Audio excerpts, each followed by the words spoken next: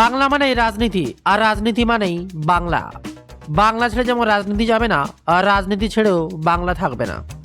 কেউ পাওয়ার আশায়, কেউ না পাওয়ার প্রত্যাশায়, কেউ বা ক্ষমতার দখলে, কেউ বা ক্ষমতা হারিয়ে নিঃস্ব। এক অন্য পর্যায়ে যাচ্ছে বাংলার পরিস্থিতি। আর এমনই সময় শুধু ভাতা ভাতা করে পরিস্থিতি যেন উত্তেজনা। শিক্ষা, চাকরি, পরিস্থিতি, উন্নয়ন সব মিলিয়ে বাংলার নজর এবার অন্যদিকে। বেকার যুবক যুবতী কেউ বা ভাতার আশায় হাঁ করে তাকিয়ে, কেউ বা অক্লান্ত পরিশ্রম করে যাচ্ছে নতুন সরকারের বদল চাকরির আশায়। তবে সবার স্বপ্ন পূরণ হবে। দেখুন, তৃণমূল থেকে বহিষ্কৃত যে বিধায়ক, যাকে স্পিকার অনৈতিকভাবে কিসব চাবি টাবি নাকি দিয়েছেন অনুমতি, তো তিনি তো আবার তৃণমূল কংগ্রেসের আইএনটিটিউসির সভাপতি ছিলেন, বা নিজে থেকে ছেড়ে দেওয়ার কথা কখনো বলেননি, শ্রমিক নেতা বলে দাবি করেছেন।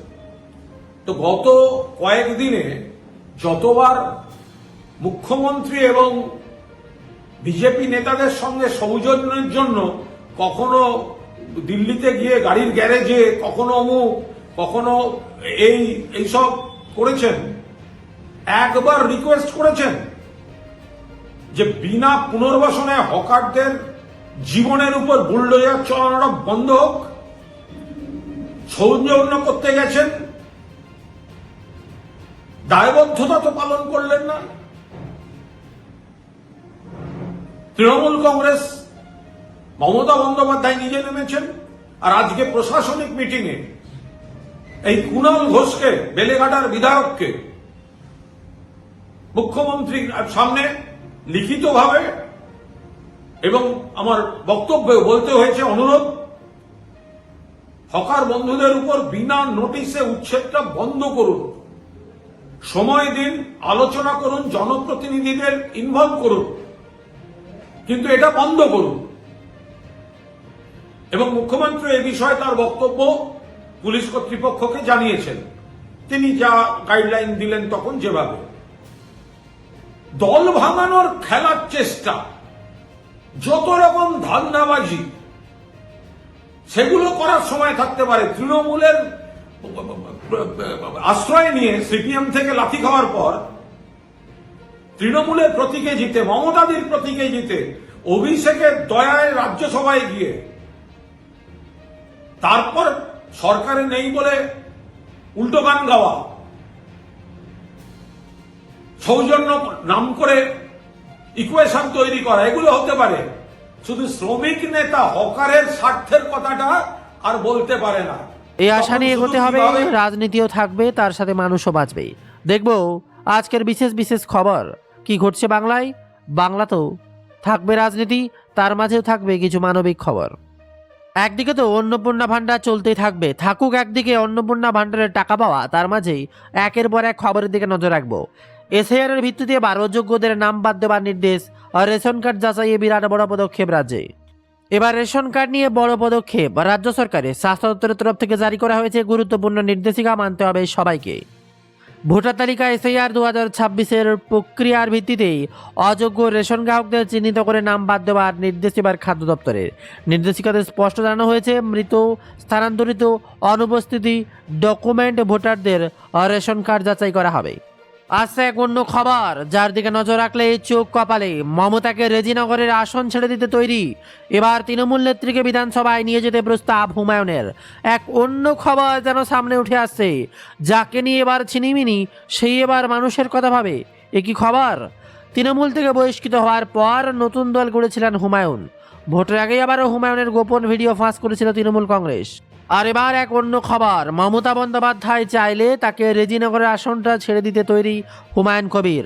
রেজিনগর থেকে উপনির্বাচনের লড়াই মমতা বন্দ্যোপাধ্যায় বিধানসভায় গেলে আপত্তি নেই আমজনতা। উন্নয়নের পার্টির প্রধান হুমায়ুনের বিরাট বার্তা। কে দিচ্ছে কাকে আসন, ভাবা যাচ্ছে বাংলার পরিস্থিতি কোথায় পৌঁছেছে। বিধানসভা নির্বাচনে নাওদার পাশাপাশি এবার রেজিনগর থেকেও জয়ী হয়েছেন হুমায়ুন কবির। শেষ পর্যন্ত রেজিনগর কেন্দ্র থেকে ইস্তফা দেন তিনি। হুমায়ুন আগেই জানিয়েছিলেন রেজিনগর কেন্দ্র থেকে উপনির্বাচনে নিজের ছেলেকে প্রার্থী করবেন তিনি।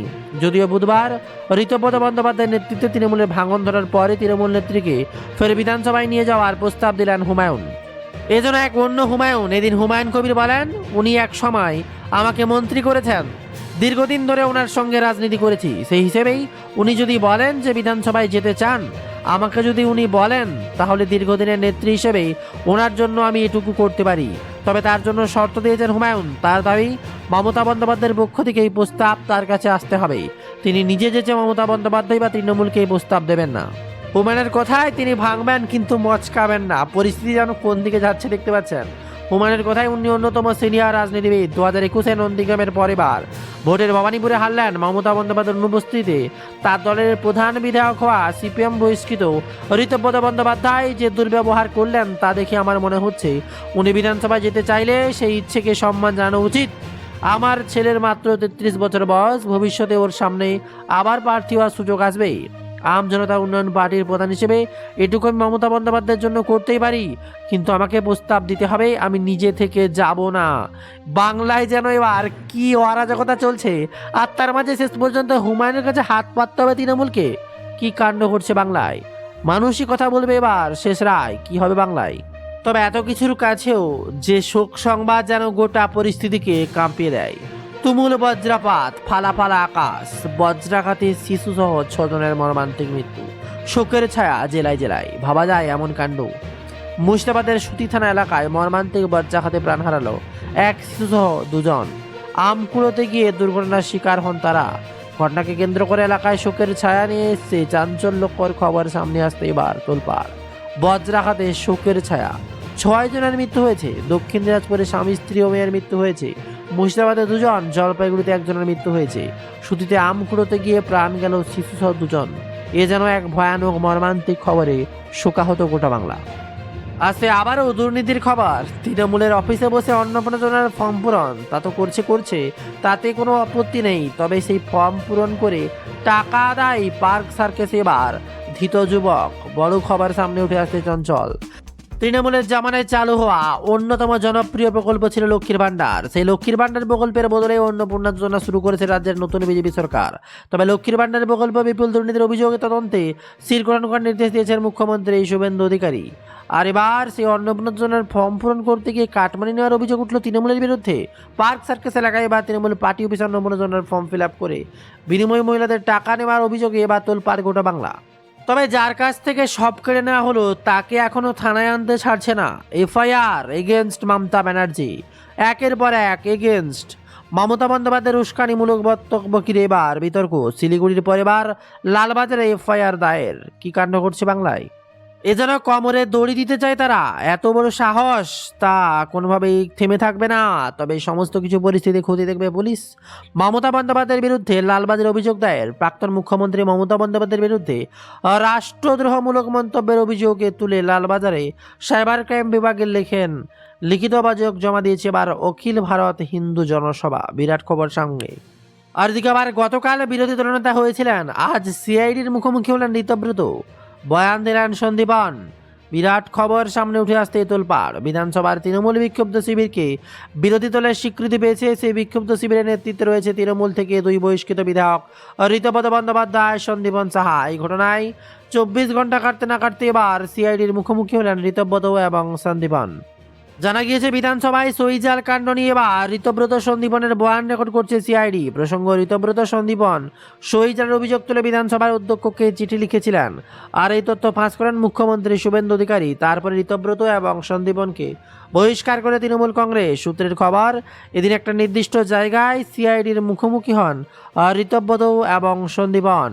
বিরাট খবর সামনে। বিধানসভার বিরোধী দলনেতা হিসেবে শোভনদেব চট্টোপাধ্যায় নির্বাচিত করার জন্য বিধানসভায় অধ্যক্ষকে চিঠি দিয়েছে তৃণমূল কংগ্রেসের সর্বভারতীয় সাধারণ সম্পাদক অভিষেক বন্দ্যোপাধ্যায়। চিঠিতে 13 জন বিধায়কের সই জাল। বিরাট খবর সামনে।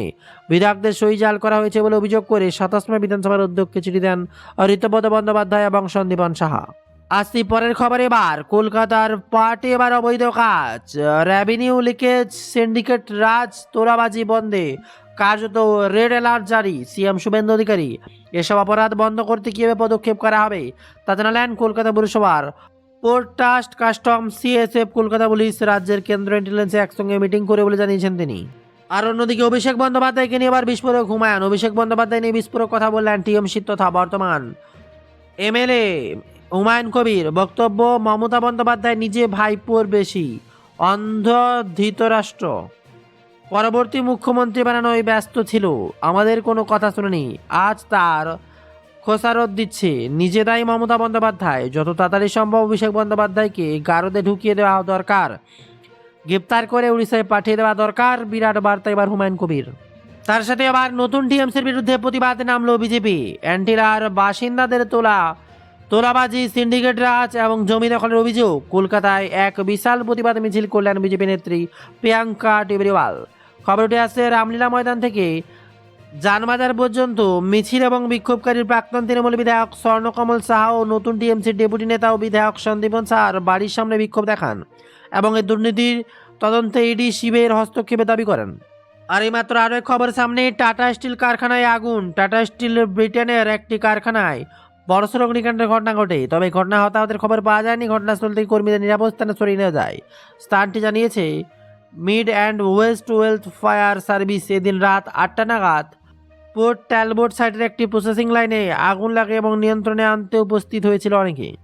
আজকে আরও একের পর এক খবর, বিস্তারিত খবর জানবেন পরের ভিডিও। তার জন্য অবশ্যই সাবস্ক্রাইব করুন আমাদের চ্যানেলটি, আর ভিডিওটি প্রচুর পরিমাণে শেয়ার করুন লেটেস্ট খবরগুলো সবার আগে পাওয়ার জন্য। শেষ পর্যন্ত দেখার জন্য অসংখ্য ধন্যবাদ। আরও কিছু খবর পাবেন আমাদের ওয়েবসাইট bengaljobstudy.in।